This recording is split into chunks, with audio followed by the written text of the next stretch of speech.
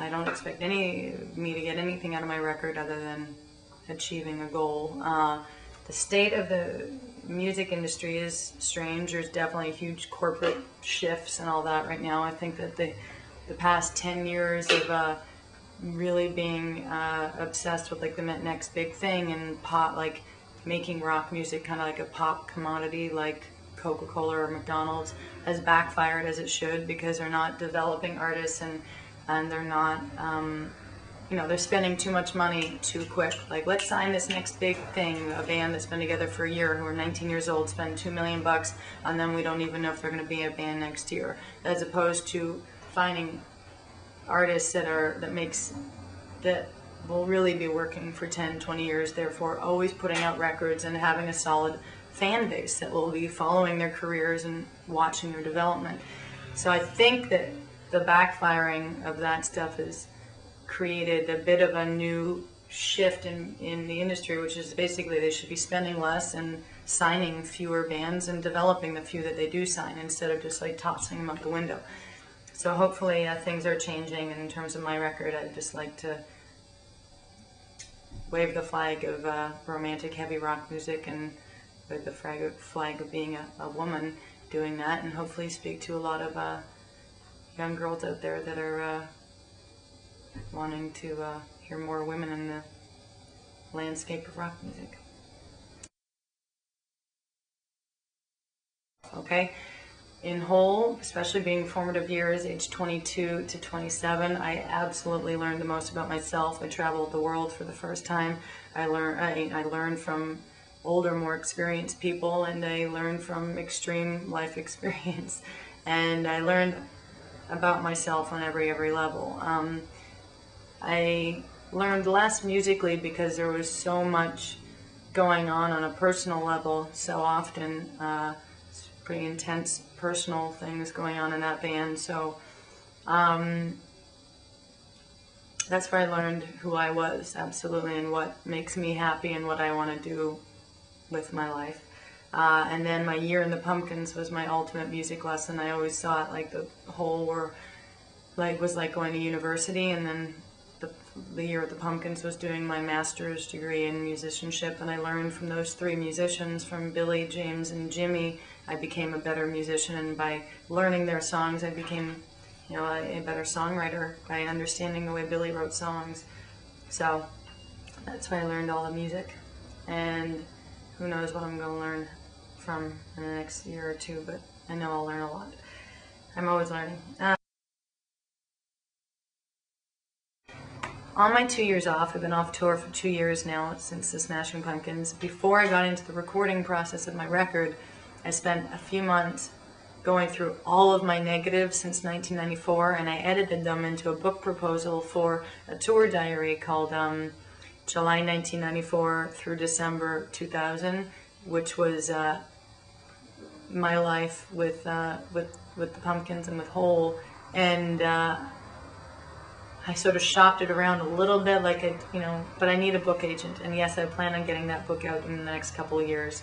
And it's sort of like an intimate tour diary. It's not so much rock photography, although it is documenting a rock band on tour. But there's a lot of self-portraits, which I do, which I basically have been doing since I was about 14. Whereas I sort of decided that I'm fascinated by human development and humans in general, and I'm going to be the only person that's I have close access to for the rest of my life to document me and my growing and evolving and my world around me. I'm the perfect subject to witness through a lifetime. So that was one chapter of this ongoing photography project of sort of the study of human life. But in particular, this is through years on tour, which were obviously, and there's a lot of change of environments, a lot of touring, a lot of traveling. So there's pictures from all over the world, and there's a lot of amazing people that came in and out of that world. But so it's sort of an abstract tour diary that has also a unique perspective of documenting rock bands on tour from a woman, because usually a lot of the photographers are male, and usually the photographers are from the outside looking in, whereas I was in the band, and there's a lot of shots on the stage, a lot of shots of the crowd from the stage. So it's sort of like a twist on the perspective of rock tours. So yes, I hope to get that out in the next couple of years. Thanks for asking. Okay, and then yes, I plan on putting out books till I'm 90 of different things. Now, I do think there's a lot of opportunity right now for women in music. If you see the Donnas and the Sahara Hot Nights and all that, there's a lot of doors opening up for women in music, and it's very, very exciting to me. It seems to be an encouraging moment, just like it was about 10 years ago when there was the Breeders and Sonic Youth and well, one female member of Sonic Youth, but there was a lot of, and Hole, of course, there was a lot of women kind of flagging the flag then, Babes in Toyland, everything. So now we've got a new generation of that, which is very exciting. Still not enough of them out there, but I think we're on our way to it. But I do think it will always be an uphill challenge, because I don't necessarily think that rock in particular, I think that the audience and especially the industry is convinced that rock is made by men.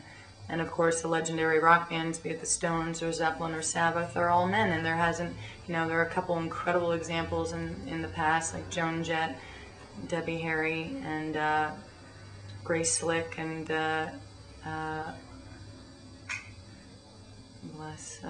Chrissy Hind.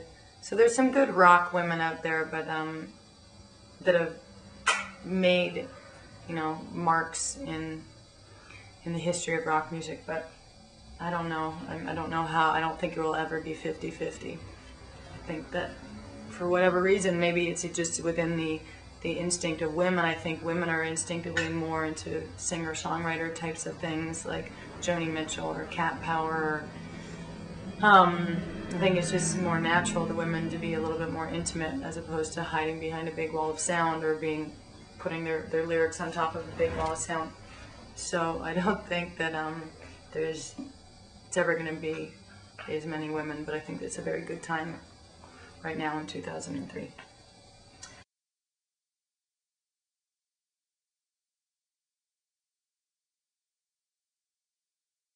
Okay, one musical artist, Brian Wilson, but let's say the Brian Wilson of 40 years ago.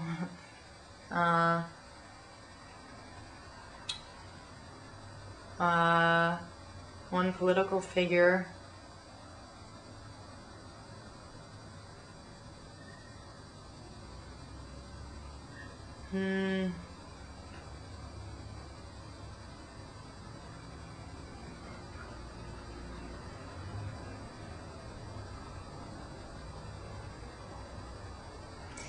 Sorry, here, holding on thing. I'm reflecting on my. Well, I'd have to say my father. It'd be nice to invite him to dinner. And he was a politician. I think about who he would want to meet with. He would probably like to have Che Guevara or something. And one writer, I'd have to say Anais Nin for sure. She had a big impact on me in my early 20s. I loved her books, Spy in the House of Love and a couple other things, and she seemed like a really interesting woman who lived a very, very interesting, full life. And the question was why? Okay, musical artist Brian Wilson, because I think that he's a unique, once every 100 years, a rare talent. Political figure, my father, because he's no longer with me here, so it'd be pretty great to have him here. And one writer, Anais Nin, because she made a huge impact on me, and that's why. And it will be an interesting dinner. I suspect my father and Anais Nin would argue.